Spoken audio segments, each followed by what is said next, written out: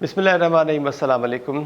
Programme opinion with Ali काज़ी में अव्हांखे भली कार चऊं था। स्टूडियो में असांखे जॉइन कयो आहे सीनियर तजिया निगार अली काज़ी साहब। अली साहब, अव्हांखे वेलकम चऊं पिया प्रोग्राम में। Thank U Mehta. अॼु कुझु अहम डेवलपमेंट्स आहिनि, ख़ासि तौर ते सुप्रीम कोर्ट पारां सियासी जमातुनि खे मुशावरत जे लाइ जेका डेडलाइन ॾिनी वई हुई, उन जो आख़िरी ॾींहुं आहे। मतिलबु सुभाणे सुप्रीम कोर्ट इन ते बि को फ़ैसिलो ॾेई सघे थी। उन खां पोइ वरी हुकुमरान इतिहाद अॼु इजलास सॾायो ऐं उन में इहो फ़ैसिलो कयो वियो त असां 3 रुकनी बेंच जो फ़ैसिलो बि नथा मञूं ऐं PTI सां ॻाल्हियूं जेके आहिनि उहे बि न मञींदासीं। कंहिंजी ज़िद अना ऐं ख़्वाहिशुनि मूजिबि को बि फ़ैसिलो न करे सघंदासीं, न ई मञींदासीं। जी, सुप्रीम कोर्ट अॼु आख़िरी ॾींहुं आहे, यानी इन द सेंस के पोइ भेरे जेका डेट ॾिनी हुओ त 26 तारीख़ ताईं अगरि को मुशावरत करे सियासी पार्टियूं पाण में गॾिजी सॼी को असां वटि को दरख़्वास्त खणी अचनि थियूं त उन ते गौर करे सघिजे थो। ॿियो आहे त ज़ाहिर पैसा ॾियणा आहिनि, छाकाणि त सुप्रीम कोर्ट इहो वाज़े कयो त असीं 14 मई जी जेका असां ॾिनल आहे डेट, उहो सिर्फ़ु हिकिड़ी सूरत में एक्सटेंड करे सघूं था जॾहिं सियासी पार्टियुनि में कोई इतफ़ाक़ राय पैदा थी वञे ऐं हू अची गॾियल सॼियल दरख़्वास्त ॾियनि। सो अॼु जेके जीअं तव्हां ॿुधायो पियो त इत्तेहादियुनि जो जेको इजलास थियो, उन में उन्हनि हिकिड़ो ॿियो फ़ैसिलो बि कयो आहे त पैसनि जी रिलीज़ जो वरी हिकिड़ो दफ़ो ॻाल्हि जेका पार्लियामेंट में खणी वञिबी। अगरि पार्लियामेंट मंज़ूरी ॾिनी जी ऐं उन्हनि चयो त असां ही 2-1 जी बेंच जो फ़ैसिलो नथा मञूं, असीं 4-3 वारे खे मञूं था। हाणे 4-3 जेको चइजे थो, उहो अञा ताईं को हुकूमती इत्तेहादी अहिड़ो को फ़ैसिलो लिखत में ॾेखारियो कोन्हे जेको हिकिड़ो गॾियल फ़ैसिलो हुजे, जंहिंमें 4 जजनि हक़ में फ़ैसिलो ॾिनो हुजे, 3 मुखालफ़त में ॾिनो हुजे, अहिड़ो को। पर हू अलॻि अलॻि करे जेके इख़्तिलाफ़ी नोट हुआ उन्हनि खे मिलाए करे चवंदा ॻणप करे थी सरकार त ही 4 आहिनि ही 3 आहिनि। Anyways, so technically legal aspect सां अगरि पाण स्ट्रिक्टली लीगल आस्पेक्ट सां जेको मुंहिंजी कई वकीलनि सां ॻाल्हि ॿोल थी, ख़ालिस्तन क़ानूनी हिसाब सां त सुभाणे कंटेम्प्ट ऑफ कोर्ट आहे, ॿियो को रस्तो नज़र नथो अचे। पर हाणे सुभाणे को ॾींहुं थिए थो या नथो थिए, इन जो इनसार इन ॻाल्हि ते आहे त चीफ जस्टिस उमर अतिया बंदयाल साहिब जी तबियत ठीकु न हुई जी, त अॼु हू न आया अदालत में। त लामोहाला अगरि सुभाणे हुननि जी तबियत अगरि अञा नासाज़ रही त थी सघे त सुभाणे में न अचनि। सुभाणे न ईंदा त जीअं अॼोकी बेंच जेका आहे उन में जेका कॉज़लिस्ट हुई हू डीलिस्ट कई वई, त ईअं सुभाणे बि ही पोइ मामिलो शायदि अदालत पोइ न ॿुधी सघे, छाकाणि चीफ जस्टिस साहिब जी अगरि तबियत नासाज़ हूंदी। सो हुकूमत प्राइम मिनिस्टर साहिब ऐं हिननि जी जेका नाहिली आहे इन द सेंस कि कंटेम्प्ट ऑफ कोर्ट जे हवाले सां, तौहीन अदालत जे हवाले सां जेका नाहिली थी सघे थी, उहो सुभाणे हुनजी प्रोसीडिंग शुरू थींदी न थींदी जो इनसार 2 शयुनि ते आहे। हिकिड़ो इहो आहे त चीफ जस्टिस साहिब जी तबियत कीअं आहे सुभाणे। ॿियो इहो आहे त छा अदालत अञा कंस्ट्रेन जो मुज़ाहिरो कंदे, सब्र ऐं तहमुल जो मुज़ाहिरो कंदे, नज़रिया तहमुल जो मुज़ाहिरो कंदे, जंहिंखे पाण नज़रिया ज़रूरत बि चई सघूं था, जी, को ॿियो रस्तो कढे। हाणे हिकु त इहो ॿियो रस्ते जी ॻाल्हि मां कयो पिया त सुभाणे जेकॾहिं चीफ जस्टिस साहिब अचनि पिया त 2 अहम मामला वरी ॿिया बि आहिनि। 2 दरख़्वास्तूं अॼु दाख़िल थियूं आहिनि सुप्रीम कोर्ट में। हिकिड़ी दरख़्वास्त दाख़िल थी आहे त ख़ैबर पख्तूनख्वा ऐं पंजाब असेंबली जेका आहे उहा बहाल कयो, छाकाणि त अण लाॻापियल शख़्स जे चवण ते इहे असेंबलीज़ जेके आहिनि उहे टोड़ियूं वयूं हुयूं ऐं आइनी लिहाज़ खां जेकॾहिं इलेक्शन्स कराइणियूं आहिनि त पोइ इहे 21 अरब रुपया बि इमरान ख़ान खां वठो। ॿी दरख़्वास्त वरी पंजाब जे अॻूणे वॾे वज़ीर परवेज़ इलाही ऐं ख़ैबर पख्तूनख्वा जे अॻूणे वॾे वज़ीर महमूद ख़ान पारां दाख़िल कई वई आहे, जंहिंमें चयो वियो आहे त हीअ जेके ॿिन्ही सूबनि जा निगरान वॾा वज़ीर आहिनि, इन्हनि खे हटाए वञे, छाकाणि त इन्हनि जो आइनी मुदो पूरो थी वियो। हा, निगरान सेटअप पूरो थियण खां पोइ आइन जेको आहे उहो बि ब्लाइंड आहे सर, हुन में का शइ वाज़े न आहे। जी, आइन ब्लाइंड न, आइन साइलेंट आहे, मतिलबु ख़ामोश आहे। ख़ामोश आहे जी। हाणे सुवाल इहो आहे त ॾिसो, इहे सभु दरख़्वास्तूं आहिनि, अञा त ही ॿुधण जोगियूं थियनि थियूं नथियूं थियनि, इन्हनि खे चीफ जस्टिस साहिब पाण ॿुधे थो या उन्हनि खे किथे मुक़ररु करे थो इन्हनि जी हेयरिंग, इहा त बाद जी ॻाल्हि आहे। लेकिन टेक्निकली जेका पहिरीं दरख़्वास्त आहे उहा काफ़ी मज़ाक़ ख़ेज़ आहे। रीज़न इहो आहे त अण लाॻापियल शख़्स जे चवण ते असेंबलियूं टुटी वयूं, इहो त थियो, मतिलबु इशारो इमरान ख़ान ॾे ज़ाहिर। पर पंजाब ऐं KP में दरख़्वास्त गुज़ार खे शायदि ॻाल्हि विसरी वई त उते PTI जी हुकूमतूं हुयूं। पाण वटि पॉलिटिकल पार्टीज़ हुकूमत में ईंदियूं आहिनि, हिते शख़्स न ईंदा आहिनि। बिल्कुलु। ऐं उन पॉलिटिकल पार्टी PTI जो सरबराह इमरान ख़ान आहे। ॿी त उहो अणलाॻापियल कीअं थी वियो? अगरि हुनजी पार्टी जी हुकूमतूं हुयूं, अगरि परवेज़ इलाही साहब को ज़ाती तरह ते वोट वठी कोन आयो हो पंजाब में अक्सरियत ठाहे, या महमूद ख़ान ज़ाती अक्सरियत ठाहे त KP में हुकूमत कोन ठाही, ज़ाहिर PTI खे वोट मिलिया, PTI जो सरबराह इमरान ख़ान आहे, त हू इररिलेवेंट कीअं थी वियो, अणलाॻापियल कीअं थी वियो? ॿी दिलचस्प ॻाल्हि इहा आहे त इमरान ख़ान अगरि कन में कंहिंखे कुझु चयो या न चयो, इन जी कानून जी नज़र में कहिड़ी अहमियत आहे? कानून जी नज़र में इहा अहमियत आहे त छा चीफ मिनिस्टर्स वटि, चाहे परवेज़ इलाही हुजे या महमूद ख़ान हुजे, उन्हनि वटि आइनी तरह इहो इख़्तियार असेंबली टोड़ण जो हो या न हो? ज़ाहिरी तरह आइन में त इख़्तियार आहे, सो पर इहा दरख़्वास्त सम्झ खां ॿाहिरि आहे। ॿी ॻाल्हि बि तव्हां दिलचस्प जेका दरख़्वास्त दाख़िल थी आहे परवेज़ इलाही, तव्हां सही था चओ त आइन में त हिन खां पोइ को ख़ामोशी आहे जी, त केयर टेकर हुन में इहो आहे त असेंबली टुटंदी त या असेंबली मुदत पूरी कंदी त हिकिड़ो निगरान हुकूमत ठहंदी, निगरान हुकूमत 90 ॾींहं या 60 ॾींहं जी, उहो उन में इलेक्शन कराईंदी, हली वेंदी, छाकाणि त आइन ठाहींदड़नि वटि 73 में उन्हनि वटि अहिड़ो त को मंज़र ज़हन में हूंदो ई कोन, अहिड़ो को इम्कान त हूंदो ई कोन त आइन जी भंजकड़ी बि थी सघे थी ऐं 90 ॾींहंनि में चूंडूं न थींदियूं, त थी सघे त अगरि इहो उन्हनि जे ज़हन में हुजे हा, तूं अञा हिकिड़ो ॿियो दर्जो बि लिखी ॾियनि हा त अगरि हीअ आइन इलेक्शन न कराए त पोइ केयर टेकर हुकूमत खां पोइ छा थींदो? छाकाणि त हीअ जेको ख़ुदि PTI वारा चवंदा पिया अचनि त निगरान चीफ मिनिस्टर्स जी जाइ ते एडमिनिस्ट्रेटर मुक़ररु कया वञनि सूबनि जा, पंजाब ऐं KP में को एडमिनिस्ट्रेटर मुक़ररु कया वञनि, इहो ख़ुदि हिन जी आइन में का गुंजाइश न आहे। एडमिनिस्ट्रेटर जो छा वञे? इहो को KMC या HMC त कोन्हे, हिकु बल्दियाती इदारो त न आहे जंहिं ते एडमिनिस्ट्रेटर मुक़ररु करे छॾियो, छाकाणि उते कानून में मौजूदु आहे। हिते कानून में एडमिनिस्ट्रेटर जी, सूबे जे एडमिनिस्ट्रेटर जी का कानूनी पोज़ीशन त आहे कोन, लेकिन हीअ ॻाल्हि बि हक़ीक़त आहे त हीअ जेके बि हाणे हिननि जो मुद्दो पूरो थियण खां पोइ पंजाब जी निगरान हुकूमत या KP जी निगरान हुकूमत जेको हिकिड़ो टके जो फ़ैसिलो बि कनि पिया, उहो ग़ैर क़ानूनी आहे। सो तंहिंजे करे मुल्क में हिकिड़ो सियासी बहरान बल्कि डेडलॉक ते पैदा थी वियो आहे। हाणे डेडलॉक जो हल केरु कढे? जी, सियासी पार्टियूं कढनि न पियूं, जेके सुप्रीम कोर्ट ऐं पार्लियामेंट टकराव में अची विया आहिनि। कल्ह DG ISPR जी गुफ़्तगू ॿुधण खां पोइ इहो महसूसु थियो त भई हू त पंहिंजो हिकिड़ो जेतिरो हुननि जो आइनी किरदारु आहे एटलीस्ट जेको चवनि पिया, ऐं हू चवनि पिया त असां त आइनी तरह हुकूमत सां ॿधल आहियूं, सियासी तरह न आहियूं, जी, त पोइ आख़िर हीअ जेको झुंडापट हिक ॿिए जे वारनि में हथ पइजी विया आहिनि ऐं हुनजे करे मुल्क में हिकिड़ो आइनी तातुल पैदा थी वियो आहे, आइन पैरालाइज़ थी वियो आहे, जी, मफ़लूज थी वियो आहे, त आख़िर हिन खे केरु ठीकु कंदो? त ज़ाहिरी तरह त मूंखे छाकाणि मूंखे हीअ जेका हुकूमत ऐं PTI जे विच में ॻाल्हियुनि जो जेको जिन्हनि माण्हुनि खे बि आसिरो हुजे सो हुजे, मूंखे न अहिड़ो आसिरो कल्ह हो न अॼु आहे। ऐं जेकॾहिं ॻाल्हियूं न थींदियूं सर त पोइ विचों दग जेको सुप्रीम कोर्ट चयो त अवां मुशावरत करे अचो त पोइ उहो कढी सघिजे थो, हाणे हुन विचें दग जो रस्तो मुंहिंजो ख़्यालु आहे बंदि थी वियो। ॾिसो उहो बि हिकिड़ी ख़्वाहिश हुई न, जी, उहो त पहिरें ॾींहुं जेका सुप्रीम कोर्ट जी ख़्वाहिश हुई त हिकु सियासी कंसेंसस पैदा थी वञे, जेको मीडिएशन कराए रही इन वे सुप्रीम कोर्ट, जेके हू लफ़्ज़ ॾियनि पिया त पंचायत लॻाए पई, इहो दुरुस्त ॻाल्हि आहे। लीगली कानूनी तरह ते हीउ सुप्रीम कोर्ट जो कमु न आहे या कंहिं बि अदालत जो पंचायत लॻाइण जो कमु न आहे त निबेरा कराइजनि। हुननि खे त कानून जेको चए पियो, अदालतुनि जो कमु त उन्हनि ते अमल कराइणु आहे, न की वेही उन्हनि जा राज़ीनामा ऐं रासपा कराइणु, पोइ त हीअ जिरगा थी आहे। लेकिन सो उहो ई मूं जेका ॻाल्हि बार बार चवां थो त जॾहिं तव्हां पंहिंजे कानूनी मामलनि खे सियासी मामलनि सां कंपैटिबल करण जी कोशिशि कयो था, उन्हनि जे विच में हिकिड़ी यकसोई आणण जी कोशिशि कयो था, त उनजो जेको विक्टिम हुजे थो, उनजो शिकार थिए थो, उहो कानून थिए थो, सियासत नथी थिए। बिल्कुलु ठीकु सर। कॉलर आहिनि असां सां हैदराबाद मां जावेद अब्बासी साहब। जावेद अब्बासी साहब, छा सवाल आहे अव्हांजो? सर सवाल मुंहिंजो इहो आहे त असेंबलियूं अगरि टाइम पंहिंजो मुदो पूरो कनि त इहा सुठी ॻाल्हि कोन थींदी जो उनखे अॻु में टोड़ण जी कोशिशि था कनि, ऐं इन में सिंध जो हिकिड़ो ॾोह आहे, बलूचिस्तान जो हिकिड़ो ॾोह आहे, उनखे अॻु में टोड़ियो वञे।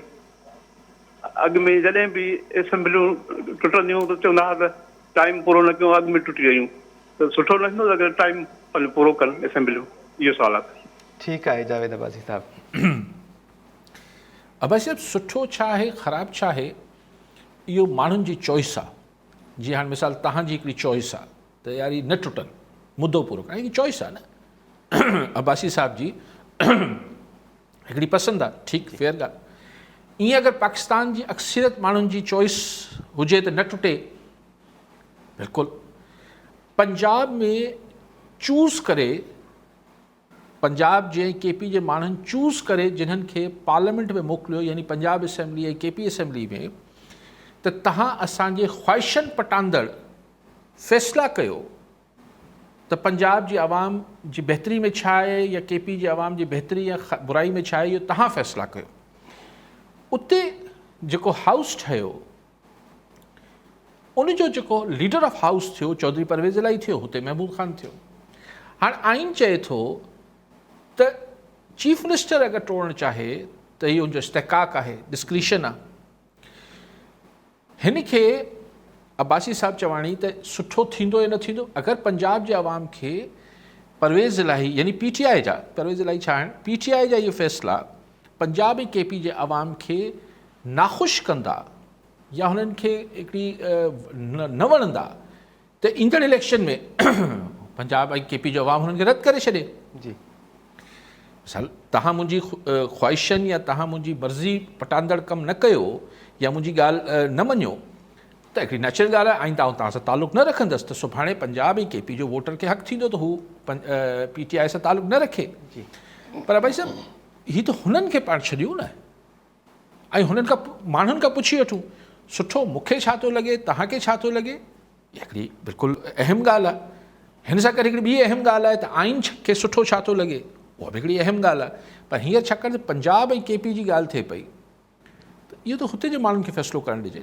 बिल्कुलु ठीकु सर। कॉलर आहिनि सखर मां, एडवोकेट सैयद फिदा अब्बास शाह साहब। शाह साहब, फहद अली शाह साहब असां सां आहिनि। फहद अली शाह साहब, क्या सवाल है आपका? अस्सलाम वालेकुम सर। सर काई साहब की खिदमत में मेरा सवाल है। काई साहब, मैं ये पूछ रहा हूँ, नजरिया तहम्मुल के तहत अगर जो 2 एप्लीकेशंस लगी हुई हैं जिसका भी आपने जिक्र किया, अगर वो अलाउ हो जाती हैं बकौल जिस तरह आपने फरमाया कि आइन में एडमिनिस्ट्रेटर की गुंजाइश तो नहीं है, लेकिन आइन में गवर्नर राज की तो गुंजाइश है। दूसरी बात मेरी सिर्फ आपसे इतना पूछना है कि ये जो सारी खिकतान चल रही है आपस में एक दूसरे से, इससे आवाम को क्या फायदा है, मुझ जैसे एक लेमैन को क्या फायदा है, काई साहब को क्या फायदा है? अगर इलेक्शन होते हैं जब भी, और इलेक्शन के बाद क्या हम लोगों के हालात जो 70 बल्कि 90% लोगों के हालात है, क्या इससे कुछ सही सुधार समझते हैं आप? Thank you sir. ठीक है शाह साहब, शुक्रिया बहुत बहुत आपका सर। शाह साहब, ये जो आपने कहा कि गवर्नर राज की गुंजाइश आइन में है, एडमिनिस्ट्रेटर की नहीं है, तो आप फाज साहब देख लें कि गवर्नर राज की भी एक मखसूस सूरत हाल में गवर्नर राज लगाया जा सकता है, और वो भी सुप्रीम कोर्ट नहीं लगा सकती है। गवर्नर राज लगाने का इख्तियार सुप्रीम कोर्ट के पास नहीं है, उसका एक प्रोसीजर है। वो वफाकी हुकूमत लिखेगी, वो सदर करेंगे, फिर उसको पार्लियामेंट से इंडोर्समेंट चाहिए, वो एक प्रोसीजर है। वो मखसूस हालत और मखसूस हालात के तहत वो गवर्नर राज लगता है। और बहरहाल वो जो भी हालात हैं या नहीं हैं, वो इख्तियार सुप्रीम कोर्ट के पास नहीं है कि वो बोले कि जी अच्छा आप ये हटा दें, गवर्नर राज लगा दें। ये मेरे लिए बहुत हैरान कुन बात होगी, क्योंकि ऐसा ये तो एक सियासी / एडमिनिस्ट्रेटिव फैसला है। ये अदालत है, वो अपेक्स कोर्ट है, कुछ भी कर सकती है, लेकिन ये मेरे लिए हैरत की बात है। कि मेरे लिए तो यही बात हैरत की है कि जो उन्होंने फैसला किया है उस पर अमल ना करने पर उनका एक्शन क्यों नहीं सामने आ रहा। मेरे को कोई ख्वाहिश नहीं है किसी को अहल करे या नाहल करे, लेकिन मैं ये कह रहा हूँ कि फहद साहब खुद एडवोकेट है। क्या सखर में अगर आज आला तरीन अदलिया का फैसला नहीं माना जा रहा, उस पर अमल नहीं हो रहा, तो कल सखर की मुकामी अदालत का फैसला अगर फहद शाह साहब नहीं माने जी, और ये बोले सर वो सुप्रीम कोर्ट उधर जो नहीं माना था तो क्या हुआ, तो मैं कैसे तौहीन अदालत कर रहा हूँ, तो ये बहुत बड़े सतह पर एक बहुत बुरी मिसाल बन रही है, जो किसी तरह भी मुल्क और आने वाले दौर में आइन की एक आइनी हुकूमत में यानी आइन की मौजूदगी में ऐसा होना, या तो आइन टूट जाए तो फिर तो और बात है। फिर वो फरमा रहे हैं कि क्या कह रहे थे कि हमारी सेहत पे क्या असर पड़ेगा। अच्छा, आप कॉलर ले लें, फिर मैं जवाब देता हूँ। जी सर, ठीकु आहे। इरफान मेमूर साहब आहिनि कॉलर ठारू शाह मसा सां। इरफान साहब छा चवंदो अवां? वालेकुम मेहता साहब, छा हाल आहे? ख़ुशि आहियो? ख़ैर ठीक ठाक? वॾी महिरबानी जी। छा सवाल आहे? गुज़ारिश ये आहे अली काई साहब अॻे तव्हांखे ख़ैर असेंबली पंजाब टुटी अॼु क़ौमी असेंबलीअ में फाइनेंस मिनिस्टर इसाक डार चयो त इन असेंबली अॻे इलेक्शन कराइण खां 14 अरब रुपया वधीक ख़र्च थो थिए। जेकॾहिं गॾिजी थींदो त छो मुर्गे को 6-7 अरब थो थिए। जी ठीकु आहे, हिकिड़ी इहा ॻाल्हि केॾो इमरान ख़ान नुक़सानु पियो थो विझे। हाणे ताज़ो जेको कोर्टनि मां विड़ी करे हिनखे फर्ज़ दिलाई कया नई चीफ मिनिस्टर, वरी उनखे टोड़ाई। ठीकु थियो, हुनजा पंहिंजा फ़ैसिला आहिनि।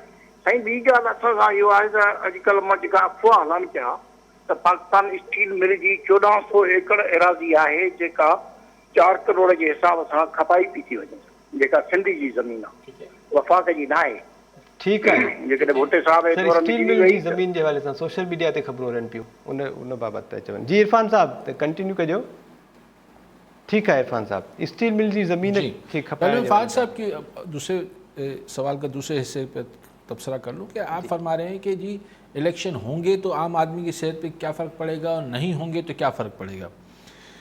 देखिए फाज साहब, फिर तो हम इस सारी ये बहस ही इस नुक्ते पे ख़त्म हो जाती है। तो फिर हम कहें यार कल जमहूरियत होती है तो क्या फ़र्क पड़ जाएगा, नहीं होगी तो क्या हो जाएगा, कल आमरीत आ जाए तो आ जाए, कल आइन है ना है क्या फ़र्क पड़ता है, कल कानून है नहीं है क्या फ़र्क पड़ता है।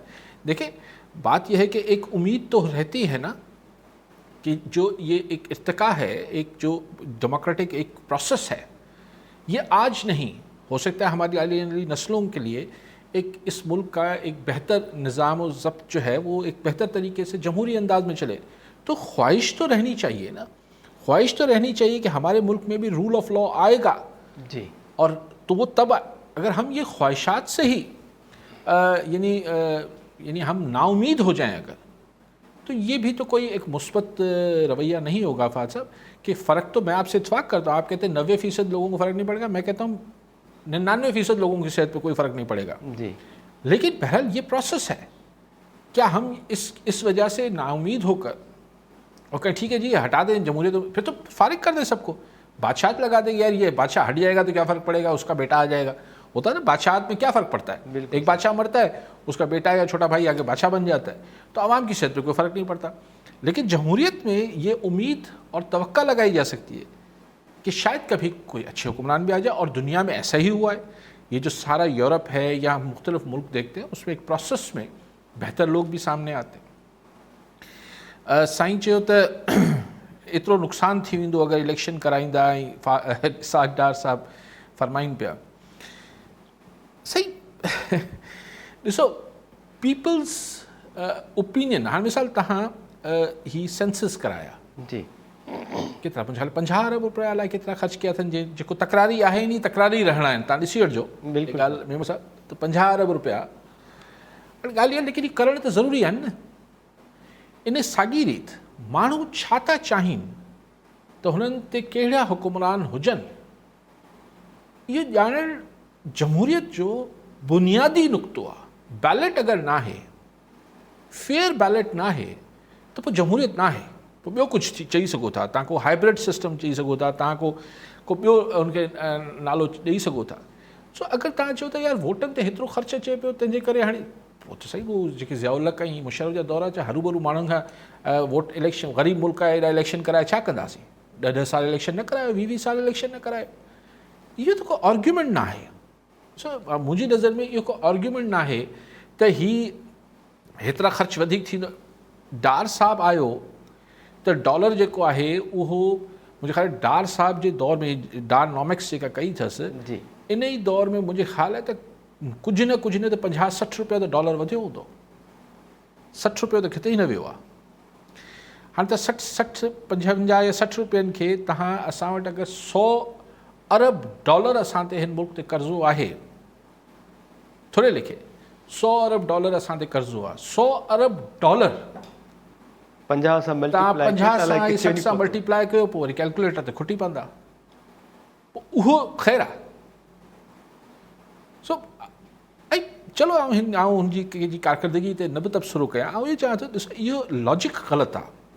इहो तव्हां आमराणा दौर जा, आमरीतनि जे दौर जा या आमरनि जा लॉजिक ॾियो था, असीं ख़र्चु थींदो, ग़रीब मुल्क कयूं, असीं मुतहमिल नथा थी सघूं इलेक्शन में माण्हुनि जो पैसो जेतिरो माण्हू ई लिकायो वेठा हूंदा आहिनि अरबे रुपया त उहो बि मार्केट में हलंदो आहे इहो हुन हिसाब सां त ग़लति न आहे बाक़ी तव्हां स्टील मिल्स जी ॻाल्हि की तव्हां कॉलर आहे तव्हां वटि कॉलर वठूं उन खां पोइ इरफान मेमन साहब जो वरी कंटिन्यू कयूं था कॉलर आहिनि असां सां जावेद मेमन साहब नंगर पारकर मां जावेद समो साहब नंगर पारकर मां जावेद साहब छा सवाल आहे तव्हांजो सर सवाल इहो आहे त गुज़िरियल दिसंबर खां यानी हिन साल जी शुरूआति खां हिते जेको आहे हिकिड़ी नई टेक्नोलॉजी मुतारिफ़ थी आहे डिजिटल टेक्नोलॉजी उन जेको आहे वॾो रिवॉल्यूशन आणे छॾियो आहे इनकलाब आंदो उन ऐप जो नालो आहे चैट GPT-4 उहा ॿी टेक्नोलॉजी खां जेको आहे मुख़्तलिफ़ ईअं आहे त उहा जेका जजमेंटल आहे हिन जे ऐप अचण सां ॿियूं जेके टेक्नोलॉजी जेके अॻु में जेका हुयूं उहो अब्सोल्यूट त न थी वेंदियूं ऐं इहो जल्दी थियणो पए जेकॾहिं इन बाबति तव्हां छा था सम्झो ऐं ॿियो त हिन ऐप जे अचण सां जेको ॿी जेका अॻु में जेका सोशल मीडिया हले पई उन जे ख़तमु थियण जा ख़दशात वधी विया आहिनि जीअं असां जेको आहे ऑटोमेशन अचण सां जेको रेडियो ख़तमु थी वियो कैमरा ख़तमु थी वई जेका हाणे मोबाइल फ़ोन में आहे टेक्नोलॉजी कहिड़ी जो ज़िक्र पिया कयो आहे चैट GPT-4 जी जी ठीकु आहे जावेद साहब जी बाक़ी मेमन साहब जेका इहा ॻाल्हि कई त स्टील मिल जी ज़मीन शायदि खपाइणी बिल्कुलु सही ॾिसो सभिनी जी नज़र सभु लैंड माफ़ियाज़ जी सभिनी नज़र उते ज़मीन में आहे कंहिंखे स्टील मिल्स में दिलचस्पी न आहे उहो त हाणे खंडर आहे हिकिड़ो उहा जेका ज़मीन आहे सभिनी जी नज़र उन में आहे पर उहो स्टील मिल्स जी ज़मीन जेका आहे उहा सिंध सरकार जी आहे बिल्कुलु सर उहो कंहिंजी प्राइवेट लैंड त आहे कोन सो बिल्कुलु तव्हां सही था चओ लेकिन ज़ुल्म इहो आहे तव्हांजे मुल्क में हाणे को बि प्रॉपर हिकिड़ो स्टील मिल्स न आहे को बि मुल्क कीअं तरक़ी करे सघे थो अगरि हुते स्टील न ठहंदो हुजे जेको हाई क्वालिटी जीअं स्टील पर हाणे उनखे रिवाइव करण जो कंहिंखे ई शौक़ु न आहे सभिनी खे नज़रूं आहिनि उन ज़मीन में ज़ुल्म आहे सही जेको मुंहिंजो ख़्यालु आहे त तव्हां जेका जीअं हुन टेक्नोलॉजी जी ॻाल्हि हिकिड़ी उहा आई आहे शइ हाणे ॾिसो टेक्नोलॉजी हाणे आऊं हर शइ ते त कोई मूंखे एतिरो ॼाण न आहे लेकिन कंहिं बि शइ जी घणी ॼाण न आहे मूंखे लेकिन हीअ जेको चवणु त हाणे सुभाणे डिजिटल प्रोडक्शन शुरू थी वेंदी डिजिटलाइज़ थी वेंदी खोड़ शयूं आहिनि सुभाणे लेबर जी जाइ ते फैक्ट्रियुनि में अगरि रोबोट्स कमु करणु शुरू करे छॾींदा हीअ जेका AI अची वई आहे आर्टिफिशियल इंटेलिजेंस आई आहे हाणे त हीअ अक्सर जाइनि ते त डॉक्टर्स जी जाइ ते बि इन्हनि खां तव्हां सवाल करे वठो हीअ तव्हांखे दवा प्रिस्क्राइब करे छॾींदा हीअ त टेक्नोलॉजी आहे ठाहे इंसान ई पियो जी पर एंड ऑफ द डे त ज़ाहिर आहे इंसान सां ई हुनजी पर दुनिया में इहा अप्रोच न आहे ऐं थींदी बि न शायदि हू चवनि था त न जीअं असीं डेवलप कंदा वेंदासीं इंसाननि जो कारज को ॿियो रहंदो पर मूंखे सम्झ नथो अचे त 70 माण्हू पोइ छा कंदा लेकिन बहरहाल हिकिड़ी डिघी डिस्कशन आहे ऐं मुंहिंजो सब्जेक्ट न आहे तंहिंजे करे आउं वधीक नथो ॻाल्हायां ठीकु आहे अली साहब अॼु जेको इतिहादनि जो इजलास थियो आहे इन में वाज़े तरीक़े सां सुप्रीम कोर्ट जा हुकुम न मञण जो हिकिड़ो इशारो वरी इहो बि ॾिनो वियो त PTI जा मेंबर्स जॾहिं पार्लियामेंट हाउस पहुता अॼोके असेंबली जे इजलास जे लाइ त पुलिस उन्हनि खे रोके वरितो उन्हनि खे एंट्री न ॾिनी ऐं तर्जुमान बयानु जारी कयो त भई छाकाणि त तव्हां इस्तीफ़ा ॾेई चुका आहियो तंहिंजे करे अव्हां मेंबर्स न आहियो ऐं अजनबी आहियो अव्हांखे असां एंट्री न ॾींदासूं जिते शाह महमूद कुरैशी ॾाढो इतराज़ु कयो हुन चयो त अव्हांजी नीयत जेका आहे उहा ख़राबु आहे अव्हां असांखे ॿुधण ई नथा चाहियो ॻाल्हाइण ई नथा चाहियो त पोइ ॻाल्हियूं छा ॾियो छा जूं ॻाल्हियूं कंदासीं सरकार छो ॻाल्हियूं कंदी न कंदी न हीअ त सभु बहाना आहिनि त पार्लियामेंट में पार्लिमानी फोरम ते PTI सां ॻाल्हियूं कबियूं PTI पार्लियामेंट में आहे कोन त पार्लिमानी फोरम ते कीअं ॻाल्हियूं कंदो हू जेको हुनजा लोटा मतिलबु जेको मुनरफ़ माण्हू वेठा आहिनि उहे वेठा आहिनि सो इहे त अजाई ॻाल्हियूं आहिनि सरकार छा ॻाल्हाए ॾिसो ॻाल्हि आहे त सरकार वीचारी वटि ॻाल्हाइण अगरि हू ॻाल्हाए थी त भई अचो इलेक्शन्स जे मुद्दे ते ॻाल्हायूं त सरकार चए थी अक्टूबर में इलेक्शन थींदा PTI चए थी त मई में इलेक्शन थींदा हाणे ज़ाहिर आहे तव्हां जॾहिं बि कंहिं शइ जो निबेरो कंदो आहियो त किथे विच में हथोड़ो हणंदो आहियो ॾाढो विच में हणंदा आहियो न त विच थियो माना जुलाई हलो छिके अगस्त अगस्त में परे थी वेंदो लेकिन चलो फर्स्ट वीक ऑफ अगस्त हाणे फर्स्ट वीक ऑफ अगस्त जो मतिलबु थी वियो त तव्हांखे 3 महीना पहिरीं हुकूमतूं ऐं असेंबलियूं टोड़नियूं पवंदियूं त माना जून में तव्हांखे असेंबली टोड़नी पवंदी में हले माना छो ही पंहिंजी हुकूमत आख़िरी ॾींहं ताईं नथा छॾणु चाहिनि छाकाणि त हू इहो सम्झनि था त कुझु न कुझु बिलो थींदो इमरान ख़ान जो को न को बंदोबस्तु थी वेंदो कुझु को मुआवज़ो थी वेंदो को या को रिथाबंदी आहे मूंखे ख़बर न आहे त अक्सर हुकूमती धुर जा सियासतदान अहिड़ा बयान बि ॾियनि पिया त उन्हनि खे इमरान ख़ान जो कुझु बंदोबस्तु थी वेंदो, अलाए छा बंदोबस्तु सां मुराद आहे उन्हनि जी। सो हू ॻाल्हियूं सरकार जी धुर खे स्पेशली नवाज़ लीग ऐं JUIF खे ॻाल्हि वारो ई नथी खाए त ॻाल्हियूं कनि। ठीक। पीपल्स पार्टी बि ज़ाहिर है हू अगरि हिन महिल हिननि इतिहादियुनि खे छॾे ॾींदी त अकेली थींदी न, उहो छो छॾींदी, हुननि सां गॾु रहंदी। ऐं सरेदस्त जीअं हाणे इमरान ख़ान जा बयान अचनि था, अगेन जेको फ़ौजी तर्जुमान चवनि पिया त हुननि जो को वास्तो कोन्हे सियासी हुननि सां मान, लेकिन इमरान ख़ान मुस्तक़िल जेको आहे इल्ज़ाम हणे थो इस्टेब्लिशमेंट ते त हू इंटरफेयर करे पई, त इहो हिन सिचुएशन में PDM खे वारो सरकारी धुर खे वारो नथो खाए त हू टॉक्स कनि PTI सां, हू कंदा बि कोन, मूंखे कंदा बि त हिकिड़ी आई वॉश हूंदी, हिकिड़ी मिड़ई नाले मातर क़िस्म जी टॉक्स थींदियूं, ऐं नथो सम्झा त को कारगर ॻाल्हियूं थींदियूं। ठीकु आहे सर, गुज़िरियल ॾींहुं प्रोग्राम में लॉलेसनेस जेका आहे उन ते ॻाल्हि ॿोल थी हुई, त अॼु हिकिड़ा ॿ वाक़िया जेके आहिनि उहे साम्हूं आया, टाइम न्यूज़ ते रिपोर्ट थिया पंहिंजे अख़बार में बि। हिकु त घोटकी जिते कचे में ऑपरेशन बि हलंदड़ आहे, पिकेट्स क़ाइमु करण जे लाइ फंड्स बि वरिता, SSP तनवीर तुंजो, पिकेट्स क़ाइमु बि थियूं, ऑपरेशन बि हले थो नाले मातरी, सही ठीकु आहे, पर उते वरी घोटकी पुलिस 5 ॼणनि खे मुबाइना मुक़ाबले में धारियल ॼाणाए मारे छॾियो, ऐं उहे 5 ई मुक़ाबला जेके आहिनि उहे शकी साबित थिया, ऐं वारसनि जेके एहतजाज कया आहिनि त उन्हनि जे उन्हनि मक़तूलनि खे 2 ॾींहं 3 ॾींहं पहिरियां गिरफ़्तार कयो वियो आहे, उन खां पोइ वरी अॼु मुक़ाबले में उन्हनि खे राति देरि सां ॾोहारी ॼाणाए करे मारियो वियो आहे। इन ते एहतजाज जो सिलसिलो हलंदड़ आहे। ॾिसो हीअ जेको फुल फ्राई ऐं हाफ फ्राई जा जेके हीअ टर्म्स आहिनि, हीअ जेको तरीक़ाकार आहे, इहो को एतिरो हाणे पुराणो थी वियो आहे सिंध में, ऐं इन खे एतिरो हाणे मञता मिली वई आहे, एक्सेप्टेबिलिटी मिली वई आहे, जो हाणे इहो पुलिस यानी पाणे मुदई बि आहे, पाणे मुनसिफ़ बि आहे। हीअ जज साहिबान जो कमु जेको आहे इहो पुलिस पाण शुरू कयो आहे, अॼु खां न कयो आहे, ज़माने खां कयो आहे। त ज़ाहिर इहो छो थींदो आहे? इहो इन करे थींदो आहे त को पुछाणे जो डपु न आहे। ज़ाहिर इहो SSP हुजे, DSP हुजे, DIG हुजे, इहो उन में एतिरी हिमत नथी अची सघे त उहो हिकिड़े माण्हू खे बीहारे करे गोली हणी छॾे या हणण जो हुकुम ॾेई छॾे। उनखे ख़बर हुजे थी त मथां मूंखां पुछाणो न थींदो, मथां वारा बि चवनि था हा ठीकु आहे, असांखे अमन अमान ठीकु करे ॾियो, सो पुछाणो न आहे त हू कनि था। पर मुंहिंजो सुवालु सिर्फ़ु एतिरो आहे त हीअ सभु कुझु तव्हां कयो था, हिकिड़ी कानून जी भञकड़ी कयो था, तव्हां कानून लागू कंदड़ आहे पुलिस, तव्हां कानून जी भञकड़ी कयो था, पोइ छा हिन सां अमन अमान थी वञे थो? हीअ जेको कुझु थिए पियो, मुख़्तलिफ़ हैदराबाद खां कराची खां वठी कश्मीर ताईं, हीअ जेको कुझु तव्हां एक्स्ट्रा जुडिशल कयो पिया, हिकिड़ी कानून खां मथां हिकिड़ो कमु कयो था, इन खां पोइ छा सूबे में शहरनि में असांजे अमन अमान थी वियो आहे, फर्स्ट क्लास थी वियो आहे? न थियो आहे न। त मतिलबु इहो थियो त इहो फॉर्मूलो ग़लति आहे, हिन सां कुझु हासिलु नथो थिए। बिल्कुलु ठीकु। तव्हां इहो बहानो करे, तव्हां इहो जवाज़ ॼाणाए त साईं अदालतनि में डिघा किसा हलनि था, ॾोहारियुनि खे सज़ा नथी मिले, साईं पोइ फरियादी भॼी वञनि था, साईं पोइ शाहिद नथा अचनि, भई पंहिंजो पर इन जो मतिलबु इहो त न आहे त तव्हां पाण ई मुनसिफ़ बि थी वञो, जज बि पाण थी वञो। ऐं ॾिसो पुलिस, आउं नथो चाहियां त हिननि जी का हर केस में नियत बि ख़राबु, पैसा वठण जी हुजे। त हींअर हिकिड़ो हैदराबाद में घोटकी जो ई नौजवान मारियो हैदराबाद पुलिस जी, उनजे वारसनि चयो त 1 करोड़ रुपयो त हुनजे लाइ अघु वरितो हुओ पुलिस, हैदराबाद पुलिस वरितो अलाए घोटकी अलाए कंहिं वरितो, त 1 करोड़ रुपयो वरितऊं, ऐं पोइ शायदि हुन घुरे 2 करोड़ रुपया रहिया, त 1 करोड़ वारसनि ॾिनो, त पोइ हाणे ॾिसो हीअ त शॉर्ट टर्म किडनैपिंग थी वई न, किडनैपिंग बि न थी, इट्स किलिंग, हीअ त तव्हां माण्हू मारियो पिया। सो इन सां पोइ छा हैदराबाद में अमन अमान थी वियो? छा घोटकी में अमन अमान ही 5 माण्हू मारण सां थी वेंदो? ईअं हिन सां बहितर पुलिस जो ते वेसा ख़तमु थींदो। न त को ज़मानो हूंदो चइबो त बाबा ठीकु आहे, पुलिस हिन माण्हू खे गिरफ़्तार कयो आहे, अगरि ही ॾोहारी न हूंदो त जांच में साफ़ थी ॿाहिरि अची वेंदो जी। हाणे त पुलिस मां उहो वेसा बि माण्हुनि जो ख़तमु थी वियो आहे, त न ॿियो कुझु न कंदा त गोॾे जी हॾी टोड़े छॾींदा।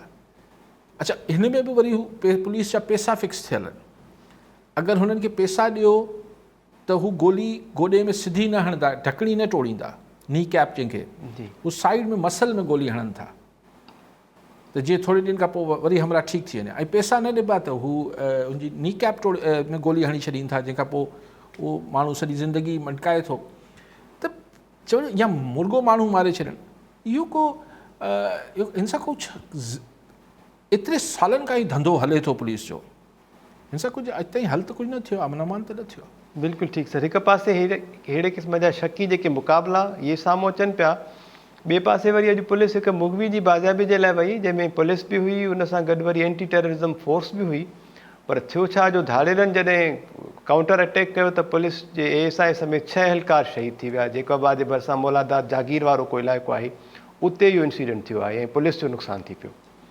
ॾिसो इहो वरी हिकिड़ो ॿियो पासो आहे, हिकिड़ी पुलिस हिकिड़ी ज़ाती करे थी ऐं हिकिड़ी ज़ाती पुलिस सां थिए थी, पर उहो ज़ाती जेका आहे अमूमन पुलिस जे हेठनि अमलदारनि सां इंस्पेक्टर ताईं हिन ताईं थिए थी। घोटकी में शहीद थिया पुलिस वारा, कंदकोट में हींअर ताज़ा थिया, शिकारपुर में, जैकोबाद में, इहो को हाणे हर चौथे ॾींहं जो किस्सो आहे, छाकाणि त हू धाड़ियल ताण सफ़ा सोशल मीडिया ते वेही ऐलानात कनि पिया जी त आहे, पोइ घटि वधि बकवास मतिलबु हिकिड़ी सॼी शइ कनि था, यानी धमकियूं ॾियनि था। त मूंखे तव्हां सम्झायो, पाण त हेतिरी बुनियादी ॻाल्हि त हाणे पाण सभु सम्झूं था त सोशल मीडिया ते अगरि को माण्हू पंहिंजो वीडियो भरे करे अपलोड करे पियो त मतिलबु हू किथे उनजे वेझो किथे हू आहिनि न टावर्स लॻल आहिनि न। बिल्कुलु। अगरि सफ़ा अहिड़े के ॾूरां इलाइक़े में हूंदो त उते त नेटवर्क कमु न कंदो। त जॾहिं ऐं फ़ोन इस्तेमालु थिए पियो त इन जो मतिलबु आहे त उहो ट्रैक थी सघे थो। असां जॾहिं करण ते लहंदा आहियूं त व्हाट्सएप कॉलूं बि मुख़्तलिफ़ माण्हुनि जी रिकॉर्ड करे लीक करे वठूं था। त इन धाड़ेलनि जी छा जेका पोज़ीशनिंग आहे उन्हनि जे फ़ोन्स मां ट्रैक नथी थी सघे छा? लोकेशन अची सघे थी। लोकेशन्स अची सघनि थियूं न, हिन में त को अरबी फ़ारसी त कोन्हे। सर सोशल मीडिया जो मां ज़िक्र कयो ऐं त ज़ाहिर आहे ही स्मार्ट फ़ोन्स आहिनि न, बिल्कुलु। तॾहिं त वीडियो भरिजे पई। उहे जेके ट्रैक नथा थी सघनि उहे बि सिम जे ज़रिए ते थी सघनि था। बिल्कुलु सही था चओ। सोशल मीडिया जो जेको मां ज़िक्र कयो सर, त अॼु टाइम न्यूज़ ते हिकिड़ी ख़बर रिपोर्ट थी, मुगवी आहे हिकिड़ो, जंहिंखे उनजे 3 सालनि जे मासूम पुट समेत अगवा कयो अथऊं। हाणे उहो कचे में आहे। उन वीडियो में इहे इलाद मिनथू कयूं आहिनि त जेकॾहिं मूंखे मुंहिंजा वारिस 1 करोड़ रुपयो भोंगे हिननि जे चवण ते न भरींदा त हीउ मुंहिंजे मासूम 3 सालनि जे पुट खे मारे छॾींदा, जंहिंखे 3 ॾींहंनि खां वठी मूंखां धार बि रखी छॾियो अथऊं। हाणे अहिड़े क़िस्म जूं जॾहिं वीडियोज़ ॾिसूं था त असांजी पंहिंजी जीअं चइजे न लूंहं कांडार जी थी वञे अहिड़े क़िस्म जा इंसिडेंट्स। पर इन ते पुलिस जेका आहे या इंतिज़ामिया ॻाल्हि इहा आहे त अहिड़ा ऐं हिन खां वधीक तमामु अज़ियतनाक जेको तव्हां किसो ॿुधायो पिया, तमामु तकलीफ़ त आहे, लेकिन अहिड़ा खोड़ तकलीफ़ था मनाज़िर रोज़ अचनि पिया ऐं अञा थींदा, छाकाणि त धाड़ेलनि खे या ॾोहारियुनि खे डपु ख़तमु थी वियो आहे। हू चवनि था हेठि लही नथा सघनि, असां वारा रुॻो रिथाबंदी में ऐं प्लानिंग में पूरा आहिनि। सो इनमें त को शक न आहे त लॉ एंड ऑर्डर सिंध जी उहो को सुठी त न आहे। पोइ हाणे अंग अखर भले केरु केतिरा बि गिणाए वठे जी, पर सूरत तमामु गंभीर आहे। ठीकु आहे सर। जीअं पहिरियां मां ॻाल्हि कई त हुकूमत छाजे करे PTI सां ॻाल्हियूं कंदी ऐं हुननि खे वारे में ई नथो अचे, त इन सूरत हाल खे ॾिसंदे शायदि फवाद चौधरी साहब जेके अॻूणा वफ़ाक़ी वज़ीर बि आहिनि, सीनियर अॻवान आहिनि, उन्हनि जेकी स्टेटमेंट ॾिनी ऐं हू चवनि पिया त आज़ादी हासिलु करण जे लाइ अवाम खे हाणे रस्तनि ते अचिणो पवंदो ऐं हुननि जे मूजिबि त मुंहिंजो ख़्यालु आहे त हाणे आख़िरी कॉल जेका आहे उहा ॾियणु घुरिजे। तव्हां छा पिया सम्झो हाणे PTI वटि उहा आख़िरी कॉल या उहो आख़िरी पतो कहिड़ो हूंदो जेको खेॾी सघनि था? न उहो त मुस्तक़िल चए थो त रोडनि ते PTI खे अचणु खपे, फवाद चौधरी जो मौक़िफ़ आहे, पर हरूभरू इमरान ख़ान खे PTI खे ॾिठो था कराइनि। माण्हू ॾिसो PTI वटि रोडनि ते निकिरी विढ़ण वारा माण्हू न आहिनि। हाणे इन ॻाल्हि में त को शक न आहे। बिल्कुलु। मतिलबु इहो बार बार हुनखां इहो कमु कराइनि था इमरान ख़ान खां या इमरान ख़ान पाण थो करे ऐं एक्सपोज़ थियनि था। PTI जो सपोर्टर या वर्कर उनखे सोशल मीडिया ते सपोर्ट करे वठंदो, उनखे वोट ॾेई वठंदो। बाक़ी अगरि इमरान ख़ान साहिबु चाहे त हू निकिरी करे विढ़े त ॾिसो ज़मान पार्क ते हिकिड़े 200, 500, 1000 माण्हू गॾु थी, एतिरा माण्हू त ठीकु आहे रेज़िस्ट हुननि पुलिस खे कयो पिए, जेको बि थियो पिए पेट्रोल बम ऐं अलिफ बे पे। लेकिन हाणे रोडनि ते निकिरण लाइ त तव्हांखे 500, 1000 माण्हुनि खां वधीक माण्हू खपनि ऐं जेके विढ़ी सघनि, जेके मज़ाहमत करे सघनि, जेके जेलनि जी तकलीफ़ भोगे सघनि। उहो काडर PTI वटि न अॻु में हो न अॼु आहे। सो इहो फवाद चौधरी जी अजाई ॻाल्हियूं आहिनि। मुंहिंजो त ख़्यालु आहे त आऊं त हिन ॻाल्हि में इंट्रस्टेड आहियां ॾिसण में, उहो त PTI जी मर्ज़ी आहे, जेको सम्झ में ईंदा उहो कंदा। पर मुंहिंजो न ख़्यालु त इमरान ख़ान हिन में एतिरी तकड़ कंदो, छाकाणि त अगरि हुनजा माण्हुनि खे अगरि कॉल ॾिनई ऐं उहा कॉल फ्लॉप थी त संदसि लॉन्ग मार्च ऐं अहिड़ा जेके फ्लॉप आइटम्स हुआ जेके पोइ जुडिशरी जे पोयां हिन मामलनि जे पोयां हुनखे कुझु थोरो फेस सेविंग मिली वई आहे। आई थिंक IK वरी बि फोकस कंदो जुडिशरी ते ई, ऐं अगरि ही सुप्रीम कोर्ट को सुभाणे गवर्नमेंट जे ख़िलाफ़ु फ़ैसिलो ॾिए थी ऐं गवर्नमेंट उहो फ़ैसिलो बि नथी मञे त पोइ ही टोटल ब्रेकडाउन, हींअर ई ब्रेकडाउन आहे, हीअं पैरालिसिस आहे, हिकिड़ो आइन जो हिकिड़ो मफ़लूज थी वियो आहे, पोइ हिकिड़ो टोटल ब्रेकडाउन थी वेंदो। ऐं पोइ ख़ुदा ख़बर छा थींदो, पोइ त अॻियां त कुझु आइनी रस्तो त कोई कोन रहंदो। पोइ हाणे न सियासी रस्तो रहंदो न आइनी रस्तो रहंदो, पोइ जेको रस्तो उहो त ओॾीमहिल जी ॻाल्हि ओॾीमहिल सां ॾिसबी। लेकिन हीउ जेको मतिलबु ॾिसणो इहो आहे त पोइ हिन खां पोइ जेको बार आहे, वकील साहिबान आहिनि, उहो को रोल प्ले कनि था या उहे जीअं हींअर पोलराइज़ेशन आहे विढ़िया वेठा आहिनि ईअं ई रहंदा। हाणे लेट्स सी, सुभाणे ताईं शायदि कुझु वरी इन में बि अपडेट थिए। पर अॼु के हिन हुकुमरान इत्तेहाद इजलास खां पोइ वज़ीर आज़म शहबाज़ शरीफ़ जेका ॻाल्हि ॿोल कई, उन खां पोइ वरी हिकिड़ी डेवलपमेंट थी जो क़ौमी असैम्बली जे इजलास में कानून वारे वफ़ाक़ी वज़ीर आज़म नज़ीर तारड़ स्पीच ॾिनी ऐं उन चयो त ऐवान जेको आहे मतिलबु पार्लियामेंट, उन हिदायत ॾिनी आहे त अक़लियती बेंच जो फ़ैसिलो क़बूल ई न आहे असांखे। ठीकु आहे, उहो त हाणे ॻाल्हि इलाही दफ़ा थी वई न, अक़लियती बेंच आहे, हीअ आहे, उहा बहरहाल जेको सुप्रीम कोर्ट जो फ़ैसिलो आहे। जी, हाणे इन ॻाल्हि ते मुनसर आहे त बंदियाल साहिब जी, चीफ जस्टिस साहिब जी तबियत सुभाणे नासाज़ रहे थी या बहितर थी वञे थी। अगरि नासाज़ रही त 2 टे ॾींहं शायदि जेसि ताईं तबियत बहितर थिए तेसि ताईं इहो किसो अञा अॻिते वधी ईंदो। पर तव्हां मूंखे सम्झायो त टिकटूं जेको आहे उहो इमरान ख़ान अॼु फाइनल करे छॾियूं आहिनि, सुभाणे 27 तारीख़ हूंदी। अगरि सुभाणे मिसाल बेंच नथी तबियत जी नासाज़ी जे करे बेंच नथी हले या हले थी, ॿिन्ही सूरतनि में बाक़ी 14 मई में बाक़ी रहिजी विया ॾींहं, सुभाणे खां अगरि ॻणप कयूं त 13 ॾींहं, छाकाणि त 14 ॾींहं ते इलेक्शन थियणी आहे, न 16 ॾींहं जी, त 16 ॾींहंनि में इलेक्शन मुहिम बि हलणी आहे, सभु कुझु थियणो आहे, गवर्नमेंट पैसा न पई ॾिए, त हीउ हिकिड़ो डेडलॉक आहे। ऐं डेडलॉक खे तोड़ण जी को हुकूमती धुर पारां मूंखे त घटि में घटि को बि अहिड़ी एफर्ट या ख़्वाहिश नज़र अची न पई। ऐं गवर्नमेंट इहो चाहे थी त ठीकु आहे, पोइ हिन डेडलॉक जो जेको बि हल जंहिंखे बि कढणो आहे, ऐं ज़ाहिरी तरह हुकूमत खे शायदि इहा हिकिड़ी अंडरस्टैंडिंग या उनजी जेका फ़हम, हुकूमती फ़हम इहो चए पियो त आख़िरकार अदालत छा करे वठंदी। सही, अगरि इदारा हुनजी मदद लाइ नथा वञनि, मतिलबु इस्टेब्लिशमेंट या ॿिया, त अदालत हुकुम कंदी अचे त नथा मञूं, बसि पोइ आख़िरकार अदालत छा करे वठंदी। अदालत वटि को पंहिंजा हथियार त कोन हूंदा आहिनि। बिल्कुलु, मुंहिंजे ज़हन में ॿियो बि सुवाल पियो आहे त मासूम माण्हू सुवाल मां खां इहो कयां त जेकॾहिं सुप्रीम कोर्ट हुकूमत ख़िलाफ़ु को फ़ैसिलो ॾिए बि थी ऐं हुकूमत उनखे जेकॾहिं नथी मञे, त पोइ सुप्रीम कोर्ट वटि पंहिंजी त का फोर्स न आहे, जीअं मां चयो त पंहिंजा त के हथियार न आहिनि, पोइ पंहिंजनि हुकूमत ते अमल दरामद कीअं कराईंदी? उहा ज़ाहिरी ॻाल्हि आहे, वरी फोर्सिस वटि पींदी या उन खां पोइ उन वटि ऑप्शन्स कहिड़ा हूंदा? बसि पोइ हू चवंदा ही तौहीन पार्लियामेंट आहे, पोइ मतिलबु शयुनि खे उते खणी वञिबो जिथे को सियासी ऐं आइनी हल न हुजे। पोइ अगरि कंहिंखे मुल्क में को रूल ऑफ लॉ या कंहिंखे ऑर्डर रिस्टोर करिणो हूंदो, को बि ऑर्डर या लॉ रिस्टोर करिणो हूंदो, त हू लीगल कॉन्स्टिट्यूशनल ऐं पॉलिटिकल न हूंदो। मूंखे नथो नज़र अचे त को पोइ सियासी हल निकिरंदो। लेकिन फ़िलहाल वक़्त खां अॻु कुझु स्क्रिप्ट्स जूं ॻाल्हियूं बि हलनि पियूं, त स्क्रिप्ट में कई दफ़े मतिलबु थिए थो स्क्रिप्ट जी ॻाल्हियूं हलनि थियूं, लेकिन हीउ सभु कुझु स्क्रिप्टेड न आहे। हिन में स्क्रिप्ट आउं सम्झां थो त हीउ ख़ुदकारणी हिकिड़ी थियल आहे, हिकिड़ी पाण मुरादो हिकिड़ी ऑर्गेनिक शइ आहे। पोइ हाणे हिन में मुख़्तलिफ़ धुरियूं हिन जो फ़ाइदो वठनि पियूं, पंहिंजो पेज हिकिड़ो लिखी हुन में पंहिंजा किरदार हुन में वधाइनि पियूं, सॼो स्क्रिप्टेड न आहे। अच्छा, त अहिड़े हद ताईं वञी पहुचाइजे सिचुएशन खे जो उन खां पोइ वरी सम्झो पिया त के वरी पावरफुल जेके दोस्त आहिनि उहे अची वञनि साम्हूं? उहो ई मां चाहियां पियो न, जॾहिं सियासी ऐं आइनी हल न निकिरंदो त मुराद त मुंहिंजी उहा ई आहे न, त पोइ गैर सियासी ऐं अस्करी हल निकिरंदो। ठीकु आहे अली साहब, थैंक यू सो मच। नाज़रीन, प्रोग्राम ओपिनियन में तहलीक़ाती जो वक़्तु पुॼाणी ते पहुतो। ईंदड़ प्रोग्राम ताईं ॾींदा इजाज़त। अल्लाह निगहबान।